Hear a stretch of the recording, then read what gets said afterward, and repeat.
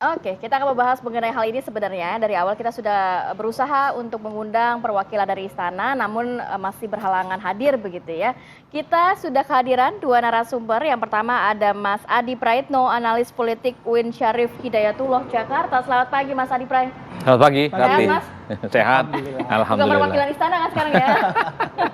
Oke, kemudian kita juga sudah bergabung bersama Mas Denny Indrayana, pakar hukum tata negara yang saat ini sedang berada di Australia. Selamat pagi Mas Denny, waktu Jakarta. Selamat pagi, siang dari Melbourne. Ya, sehat ya Mas ya? Halo, kedengaran suara saya? Halo. Ya, terdengar Bang Denny. Bang Denny, saya langsung ke Bang Denny ya, melihat kemarin apa yang disampaikan oleh Presiden Joko Widodo. Ini juga kan Anda sempat membuat sebuah tulisan pada saat itu gitu ya. Tapi kemarin sudah diklarifikasi sama Presiden, kemudian menyebutkan bahwa satu, tidak melanggar undang-undang, selama untuk kepentingan negara dan bukan untuk kepentingan pribadi, maka yang disebut cawe-cawe itu masih diperkenankan, masih diperbolehkan. Gimana Bang Denny? Iya, pertama saya hari ini mendapat kiriman gambar ya, screenshot begitu. Dua berita di salah satu media yang sama pada awal April, judul beritanya Presiden saya tidak ikut cawe-cawe begitu. Nah, kemudian hari ini atau kemarin tepatnya barangkali ya, ditulis lagi Presiden saya ikut cawe-cawe gitu. Ini satu yang menurut saya juga tentu menimbulkan kesan bahwa ada yang tidak konsisten di situ. Yang kedua, bahwasanya bisa cawe-cawe ini dalam konteks apa? Kalau kemudian konteksnya adalah kontestasi pemilihan presiden dan kemudian masuk ke mendukung melakukan preferensi ke salah satu calon sambil mengupayakan resistensi ke calon yang lain, ini bukan sikap negarawan, karena itu adalah sikap yang justru merusak, berpotensi merusak pemilihan presiden yang harusnya jujur dan adil. Mengapa demikian? Karena Presiden Jokowi, namanya juga presiden, itu punya resources, punya perangkat infrastruktur yang sangat bisa mempengaruhi proses dan hasil pemilu. Beliau karenanya secara aturan konstitusi kita harusnya bersikap netral, bersikap sebagai wasit. Betul yang melaksanakan teknis kepemiluan itu adalah KPU, Bawaslu, DKPP, 3 serangkai itu. Tetapi Presiden juga punya mandat konstitusi untuk sebagai kepala negara, kepala pemerintahan, melaksanakan amanat untuk pemilu setiap 5 tahun secara jujur dan adil. Karena itu rekan kerja KPU salah satu yang terdekat adalah Menteri Dalam Negeri, dalam kabinet. Karena apa? Karena pemerintah, eksekutif tidak bisa lepas dari mengupayakan pemilu yang jujur dan adil. Jadi kalau sikap cawe-cawe itu kemudian ditunjukkan dengan mengambil langkah-langkah politik praktis mendukung Ganjar atau Prabowo sambil kemudian kelihatan mengambil langkah-langkah tidak setuju dengan bakal calon presiden Anies Baswedan. Dalam tulisan saya setelah Lebaran yang agak panjang, saya beri judul bagaimana Jokowi mendukung Ganjar mencadangkan Prabowo dan menolak Anies. Saya sudah menggunakan istilah itu, Presiden jangan cawe-cawe. Rupanya ini sampai juga ke telinga beliau. Karena jelas itu melanggar konstitusi. Presiden secara pribadi, bisakah dia memilih? Tentu bisa. Bahkan Presiden Obama bisa kampanye buat Hillary Clinton. Tentu bisa sebagai preferensi pribadi. Tapi kemudian Presiden sebagai institusi negara kemudian ikut cawe-cawe, ini tidak bisa. Karena akan menyebabkan lahan area wilayah pertandingan menjadi tidak seimbang. Itu sebabnya pada saat presiden kampanye, dia cuti. Dia cuti sebagai presiden. Pada saat calon presiden Jokowi maju lagi sebagai incumbent, dia cuti sebagai presiden. Itu karena tidak bisa presiden menggunakan institusi kenegaraannya untuk ikut dalam kontestasi. Tapi persoalannya kan kita melihat memang Presiden Jokowi kelihatannya tidak terlalu paham tentang etika semacam itu. Contoh konkret adalah bagaimana beliau masih merawat dan memiliki relawan. Relawan Jokowi masih sering hadir dalam acara-acara kerelawanan, masih sering memberikan kesempatan untuk memberikan hadir di acara-acara tersebut. Padahal Baik, Bang Denny. relawan itu Ya. sebentar. Ya. Padahal relawan itu kan adalah elemen dalam calon presiden, kontestasi. Begitu selesai pemilihan presiden, kontestasi itu harusnya diberhentikan dan relawan bubar, bukan terus ada bahkan sampai ujung presiden sudah mau habis, sehingga yang terjadi adalah merawat kompetisi karena relawan itu dengan sendirinya punya jiwa partisan terhadap figur yang didukungnya. Ini contoh bagaimana presiden sebenarnya tidak mengerti bahwa beliau sudah jadi presiden terpilih, harusnya yang beliau rawat bukan lagi relawan tapi seluruh rakyat Indonesia. Makanya musyawarah rakyatnya itu harusnya musyawarah relawan Jokowi. Kalau betul survei-survei, kita anggaplah benar, suaranya adalah 1, 2, 3, sebagaimana di survei itu, maka harusnya 1, 2, 3 musyawarah rakyat itu adalah ada nama Ganjar, Prabowo, dan Anies. Pada saat nama yang muncul adalah kabarnya adalah Ganjar, Prabowo, dan Erlangga, bukan musyawarah rakyat, itu musyawarah relawan Jokowi. Kenapa demikian? Karena memang itulah relawan Jokowi gitu. Nah, hal-hal semacam ini menunjukkan memang presiden punya masalah dengan etika kontestasi. Dia tidak justru menjadi salah satu faktor yang membelah walaupun beliau sudah jadi presiden, beliau masih menjadi presiden relawan gitu. Ini yang harus sama-sama kita tangkap. Ya. Dengan Ya, paham, kita tangkap paham. poinnya yang soal itu ya. Oke, baik. Saya mau ke Bang Adi, tapi kami juga ingin menyampaikan juga bahwa tadi malam sebenarnya Ali Mokhtar Ngabalin sudah menyanggupi ya untuk hadir pagi hari ini, tapi pagi hari ini juga menyatakan belum bisa hadir gitu. Termasuk juga beberapa perwakilan dari istana. Nah, saya ke Bang Adi. Bang Adi, kalau tadi itu analisis apa yang disampaikan oleh Bang Denny, tapi dari analisis politik begitu ya, Bang Adi melihatnya bahwa akhirnya Pak Presiden menyampaikan bahwa saya akan ikut cawe-cawe dan ini secara terbuka gitu menyampaikannya. Hanya dalam konteks tertentu. Ini ingin menyampaikan apa, Pak Presiden? Ya, kalau saya melihat Jokowi secara umum, Jokowi ini seringkali mendengarkan suara rakyat. Ketika Jokowi dituduh cawe-cawe, kemarin Jokowi membuktikan, dia bilang cawe-cawe dalam urusan pemilu. Jadi omongan Jokowi kemarin itu untuk menegaskan bahwa di 2024 Jokowi itu cawe-cawe memang, ikut campur dan ikut andil. Jadi Jokowi secara langsung ingin bilang ke orang-orang, iya saya ingin cawe-cawe di 2024. Apa urusannya? Tapi cawe-cawe yang dimaksud itu adalah soal bagaimana membangun demokrasi yang substantif, pemilunya jujur, aman, dan adil. Kan itu yang sebenarnya statement yang kemudian ingin membantah bahwa seakan-akan Jokowi itu cawe-cawenya tidak dalam konteks politik elektoral, dukung-mendukung calon. Itu pesan pertamanya ya. Yang kedua, kita punya problem yang cukup akut sebenarnya. Dalam level konstitusi kita, seorang presiden punya preferensi pilihan politik itu tidak ada soal. Yang diperdebatkan soal Jokowi tentang cawe-cawe itu karena dianggap soal etika, tentang akhlak. Problemnya adalah etika dan akhlak dalam berpolitik, semua orang punya standar. Semua partai punya standar.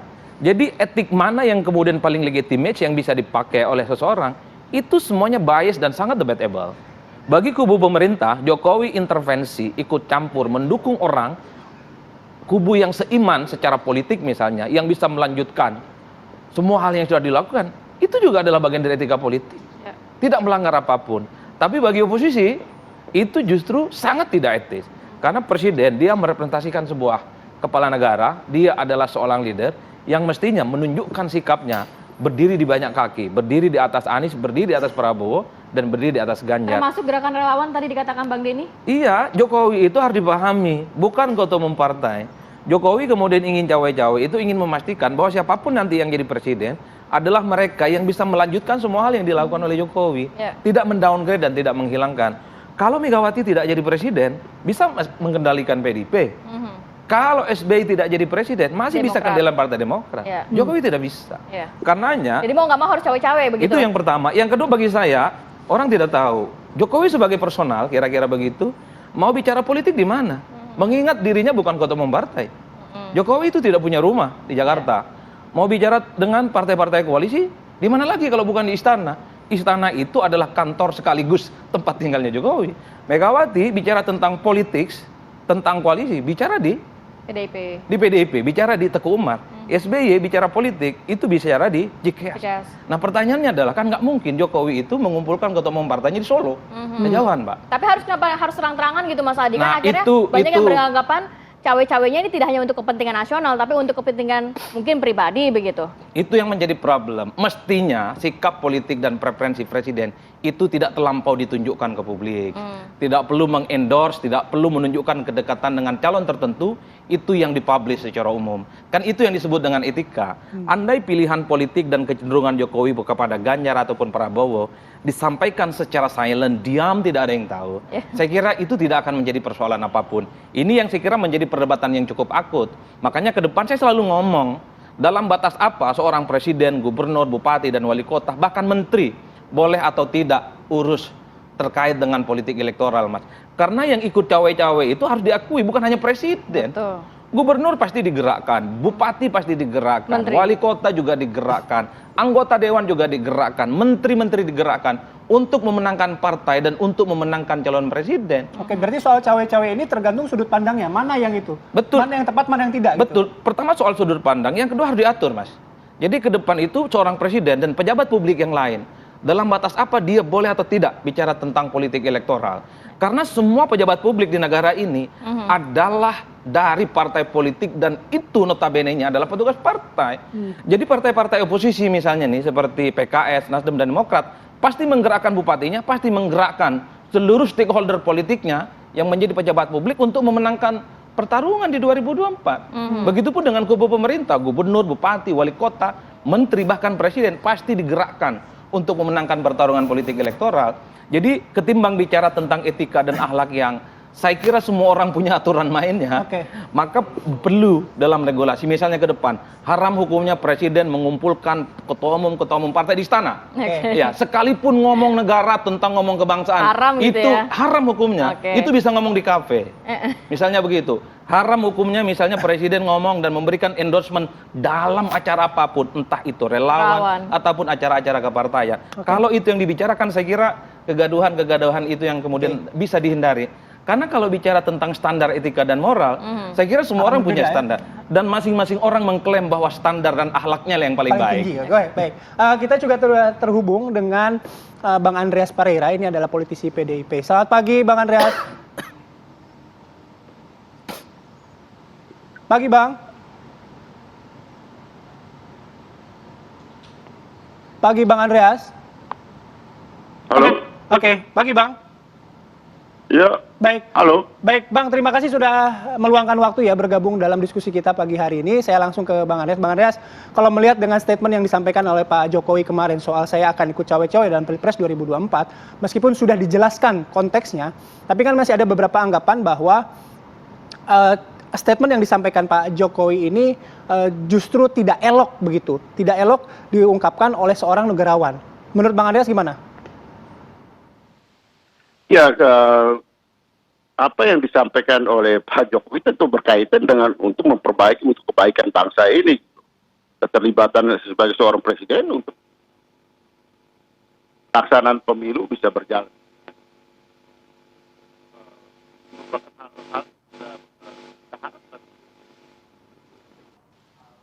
Bang Andreas? Oke, ada Halo? gangguan ya? Iya Bang, kami coba perbaiki dulu sinyalnya ya Bang ya. Suara saya sudah terdengar jelas Bang? Oke, kita coba perbaiki dulu terlebih dahulu sinyal, nanti kita lanjut lagi dengan Bang Andreas, Bang Denny juga Bang Adi. Kami jeda terlebih dahulu, apa kabar Indonesia Pagi akan kembali sesaat lagi.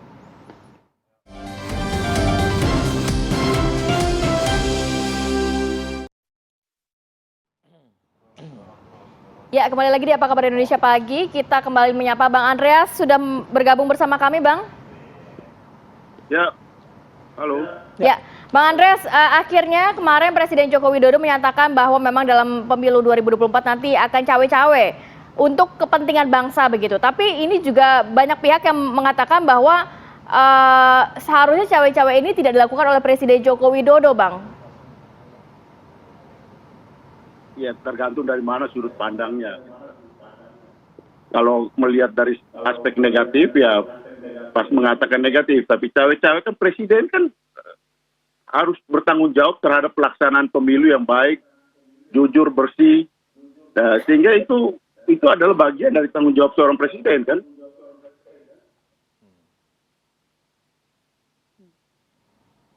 Ya, Bang. Halo.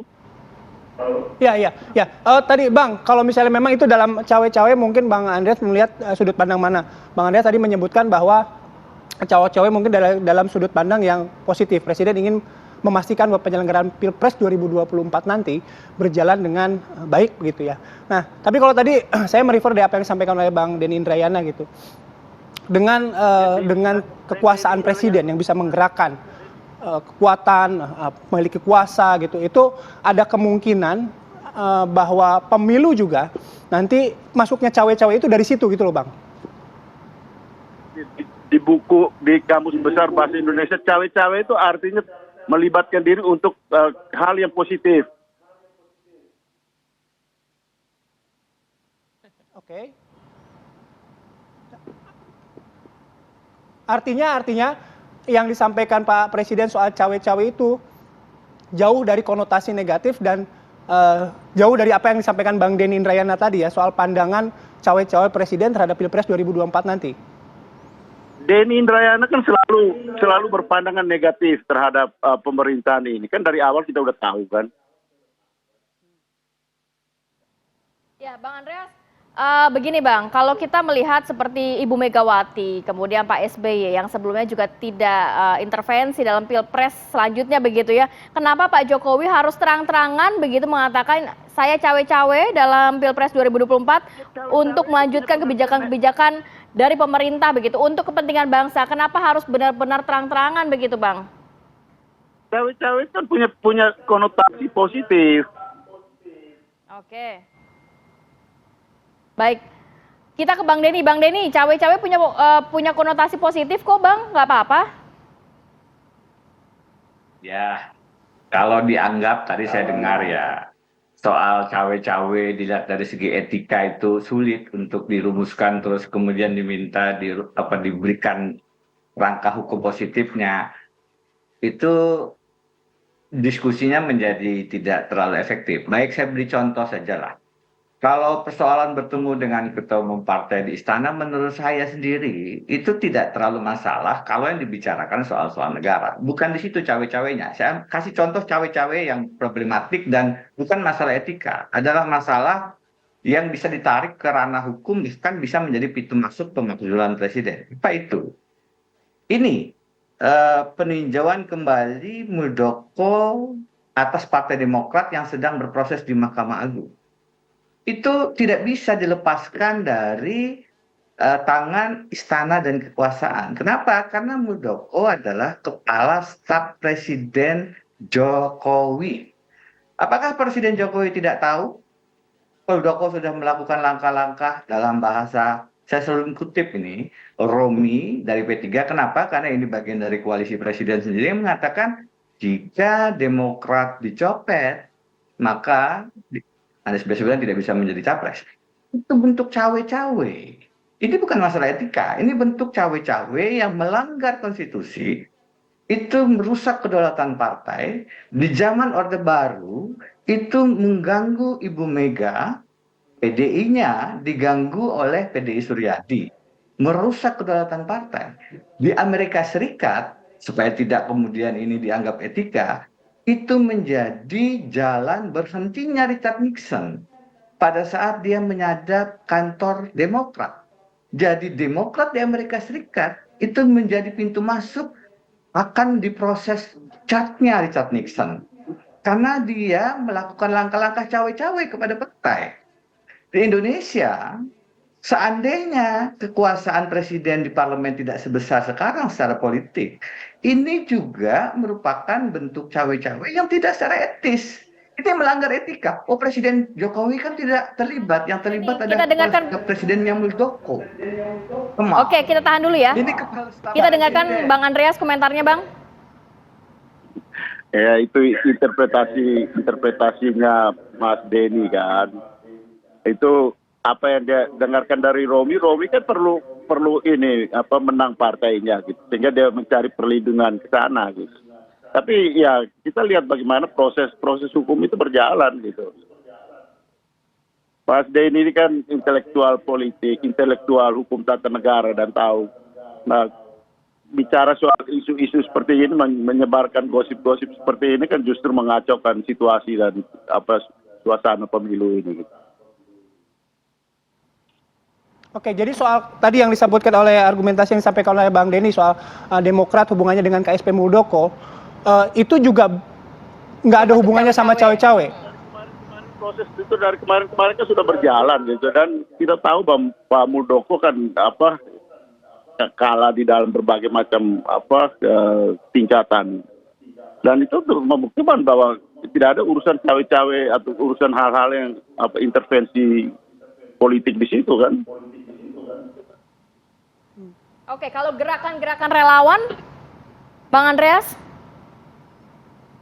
Yang namanya juga relawan dari dulu kan kita tahu bahwa relawan bekerja dengan di wilayah masyarakat di situ. Dan kita tahu juga bahwa Pak Jokowi didukung oleh kelompok relawan ketika 2014, 2019. Dan itu adalah bagian dari pendukung-pendukung beliau.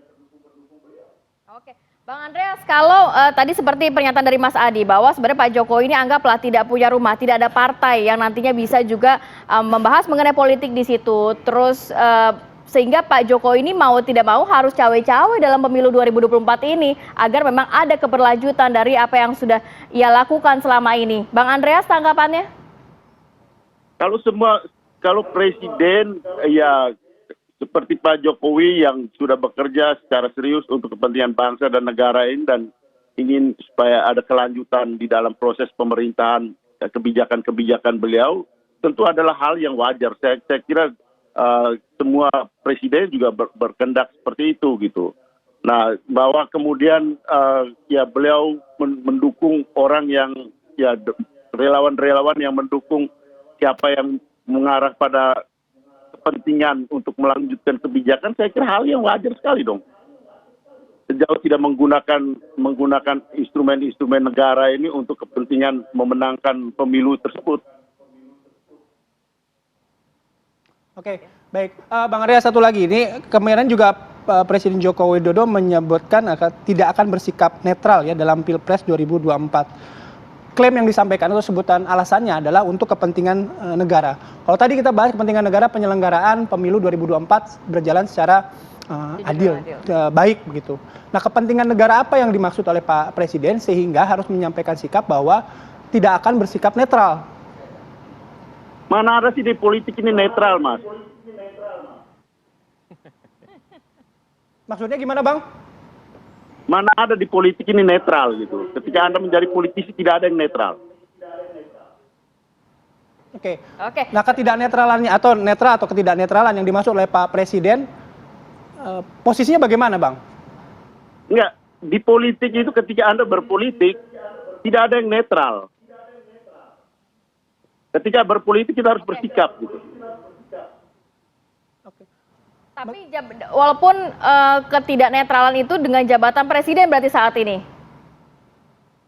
Ya, presiden itu kan bertanggung jawab terhadap pelaksanaan proses pemilu, termasuk proses yang berjalan di Republik ini, termasuk proses pemilu.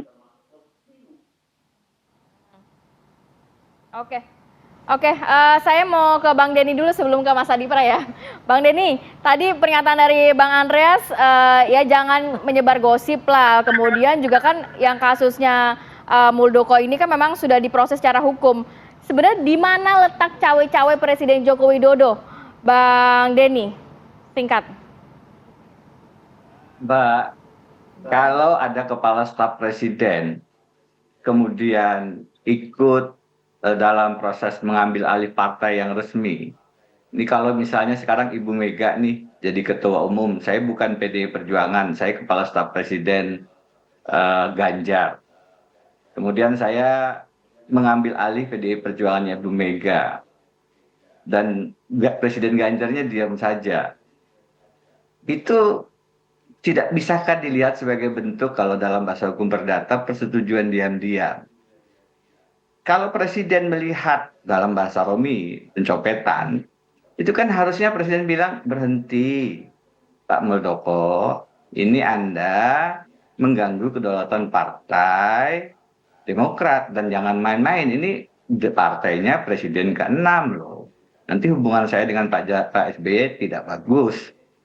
Presiden diam. Presiden diam itu adalah blessing, itu adalah persetujuan diam-diam.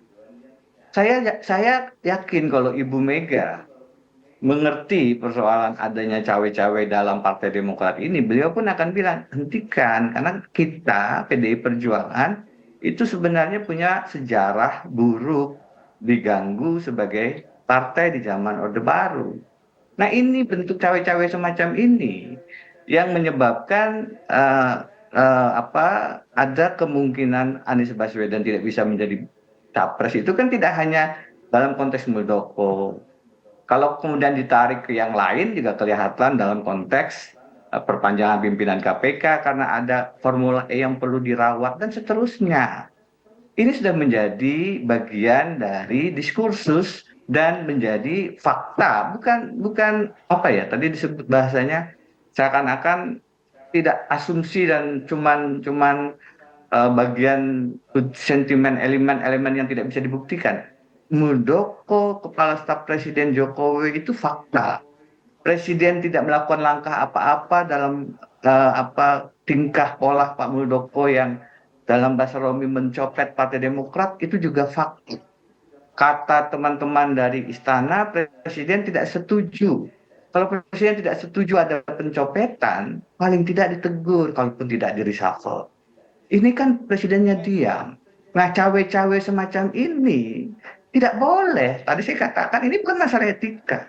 Ini pelanggaran hukum yang di Amerika Serikat menjadi dasar pemakzulan Richard Nixon, meskipun kemudian sebelum prosesnya dimulai, Nixon mengundurkan diri. Itu kan terkait penyadapan Partai Demokrat Amerika Serikat. Di sini tidak jadi soal kenapa? Karena kekuatan koalisinya besar cawe-cawe tadi ya. Tidak bisa memulai proses politik untuk impeachment Oke. itu. Dan kondisi normal Baik, itu Bang Den, skandal. Bang Denny, boleh gantian nggak? Saya mau, iya. Oke, kita gantian dulu ke Bang Andreas karena Bang Andreas ada kegiatan lagi, agenda lain. Bang Andreas boleh merespon langsung apa yang disampaikan oleh Bang Denny tadi? Ya itu interpretasinya Mas Denny aja gitu, dugaan-dugaan, asumsi-asumsi yang tidak punya dasar yang kuat gitu, dan kita lihat proses hukum ini berjalan. Dan kalaupun presiden melakukan intervensi ke Pak Muldoko punya hak juga untuk punya hak politik juga untuk ya di sini kan dia berperkara dengan Demokrat, itu hak politik dia. Oke. Baik. Terima kasih Bang Andreas. Bang Andreas kan ada agenda lagi. Kami ucapkan terima kasih sudah bergabung pagi hari ini. Kami lanjutkan kembali nanti diskusi dengan Bang Denny, dengan Bang Adi. Sesaat lagi kami jeda. Apa kabar Indonesia Pagi akan kembali sesaat lagi.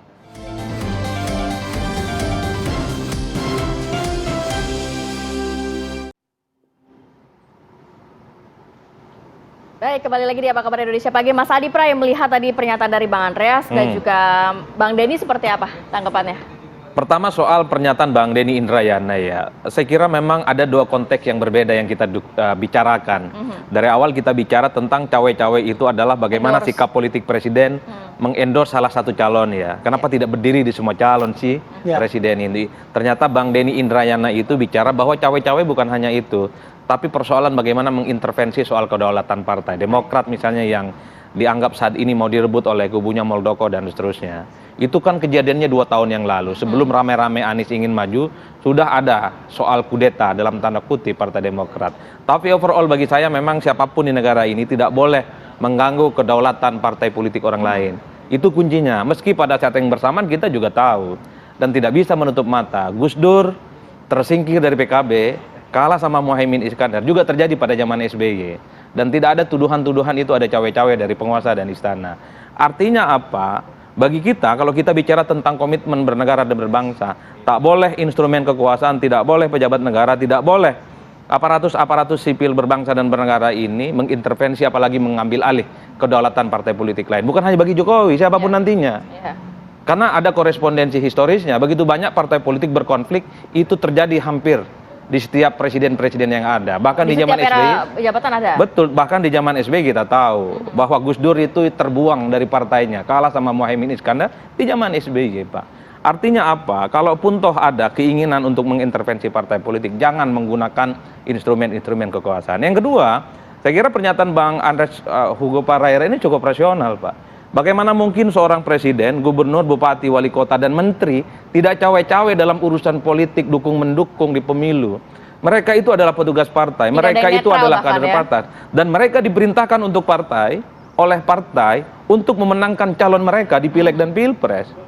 Oleh karena itu bagi saya ke depan, semua calon kalau bisa harus dibuka kanalnya. Jangan dari partai politik selalu, jangan dari unsur partai politik selalu. Siapa tahu suatu waktu kita punya presiden non partai politik. Jadi tidak bisa ditekan oleh ketumnya, tidak bisa ditekan oleh para elitnya. Selama presiden, selama bupati, gubernur, wali kota dan anggota dewan plus menteri itu dari unsur partai politik, selama itu juga sangat tidak mungkin mereka itu tidak akan untuk tidak berpihak kepada calon yang mereka usung. Di PDIP, di Golkar, di Gerindra, bahkan Demokrat pasti tegak lurus semua. Demokrat ada di kubu perubahan. Mereka mengatakan menangkan Anies Baswedan dari pusat hingga daerah.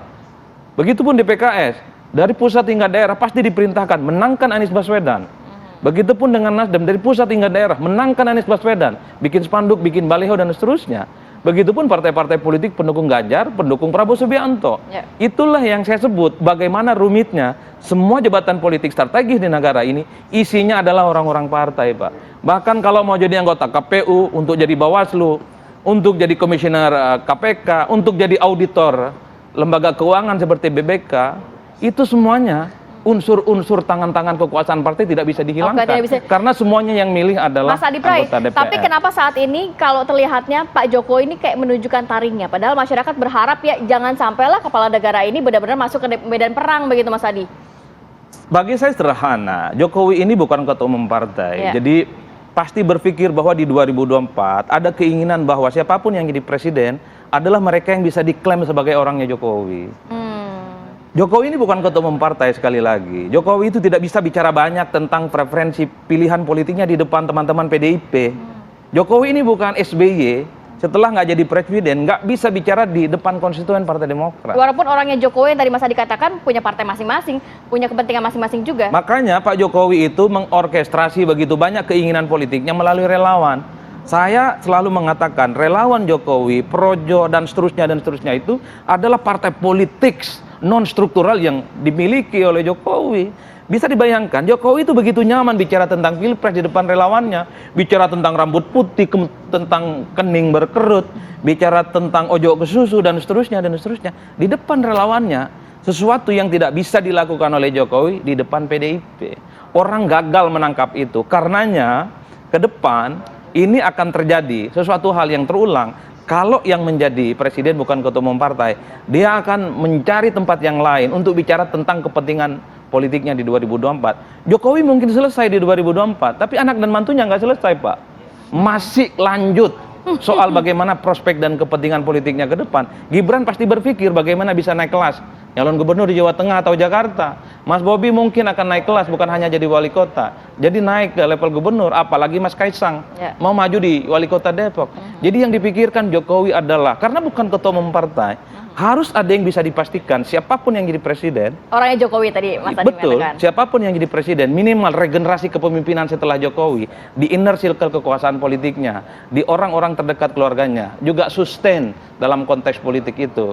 Ini mengingat Jokowi bukan ketua umum partai. Beda dengan SBY sama Megawati, nggak apple to apple membandingkan itu. Jadi kalau mereka tidak cawe-cawe nggak masalah karena ada partai masing-masing begitu ya Pak SBY dan juga Bu Mega. Tapi kalau Pak Jokowi kan tidak ada penerusnya di partai tersebut begitu ya? Ya, secara umum begitu. Meski sebenarnya juga tidak elok kalau kita melihat presiden yang mestinya bicara tentang kenegaraan, tentang kebangsaan, tapi selalu diselangi dengan politik-politik elektoral, mengendorse, mendukung secara terbuka. Mas Adi, tentu saja jadi itu nggak kalau elok dari banget. Mas Adi, cawe-cawe Pak Presiden untuk kepentingan bangsa atau untuk kepentingan pribadi? Dua-duanya.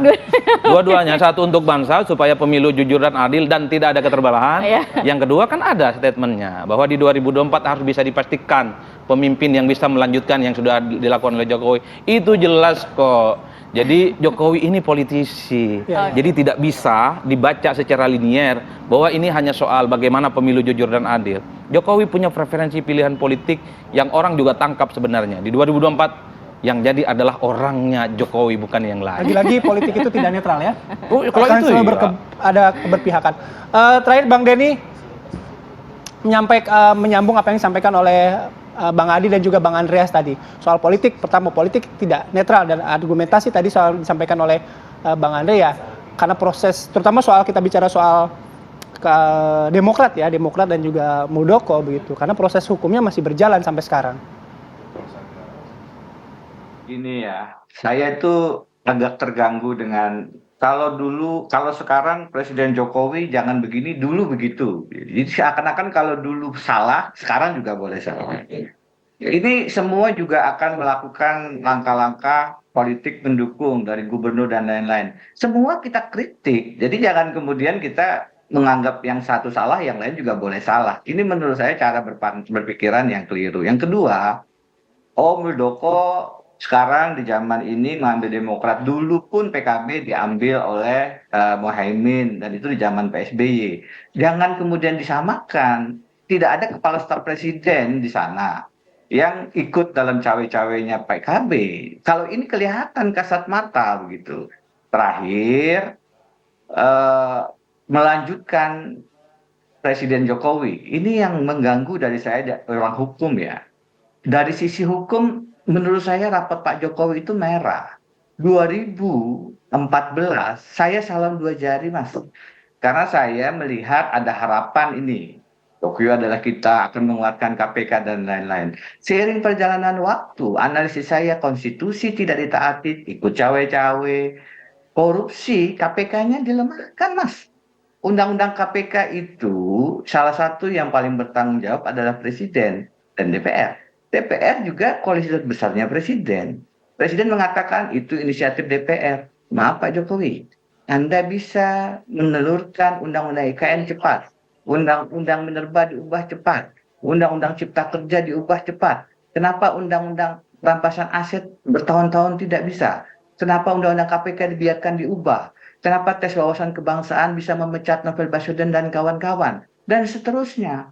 Jadi di penegakan hukum dan anti korupsi, persoalan-persoalan yang dipotret oleh harian Kompas menjadi citra presiden tidak terlalu bagus, itu benar.